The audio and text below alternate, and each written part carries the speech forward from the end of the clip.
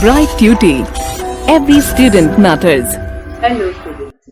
Today we are once again here with you for studying the chapter number 8, Secularism of class 11 Political Science. Now let me talk about the introduction, what exactly the secularism is. You all know secularism is one of the major instruments for building a modern polity, and it is one of the fundamental values of our national life and emphasized by the national movement and the founding fathers of the republic. If we talk about the history, it provides us with many examples of discrimination, exclusion, and persecution on the grounds of religion. You may have read about how Jews were persecuted in Hitler's Germany and how several millions were killed. In all of the above examples, members of one religious community either persecute or discriminate against members of other religious community. These acts of discrimination take place more easily when one religion is given official recognition by the state at the expense of other religions. And clearly, no one would wish to be discriminated against because of their religion nor dominated by another religion.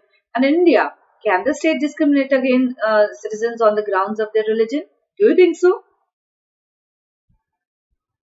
Now let me see what George Jacob Hynek has told us.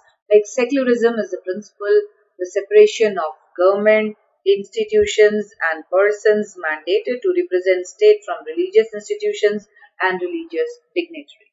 The term secularism was first used by the British writer George Jacob Hynek in 1851. Although the term was new, the notions of feel through on which it was based had existed throughout the history. Now let's see exactly what is secularism. The Indian Constitution allows individuals the freedom to live by their own religion, beliefs and practices as they interpret these. Now what it means is we are free to follow any religion, our choice. No mandatory religion, no special status given to any of the religions. So India also adopted a strategy of separating the power of religion and the power of state. Secularism. It refers to the separation of religion from the state. That means working for a state is totally different and following the religion is absolutely different from it, and it is separated. Now what were the roots of the secularism? It draws intellectual roots from Greek and Roman philosophers, medieval Muslim polymaths, people of great or varied learning, enlightenment thinkers, modern free thinkers, people who have rejected authority and dogma, especially in religious thinking, in favor of rational inquiry and speculation, agnostics and atheists. Some of the well-known states that are often considered constituently secular are India, France, Mexico, South Korea, Turkey. But none of these nations have identical forms of governance. Now what is Indian secularism? Secularism in India means equal treatment for all religions by the state, unlike the Western concept of secularism, which envisions a separation of religion and state. The concept of secularism in India envisions acceptance of religious laws as binding on the state and equal participation of state in different religions. You know, India is very particular in that all the religions are equally treated, no special status is given to any of the religions, and there is nothing is mentioned in the constitution as well. Now, what is Indian secularism? Like, see, the Indian constitution mandates that the Indian state be a secular state. That is what I was telling you.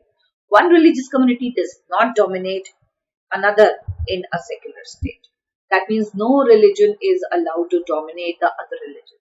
In a secular state, some members do not dominate other members of the same religious community.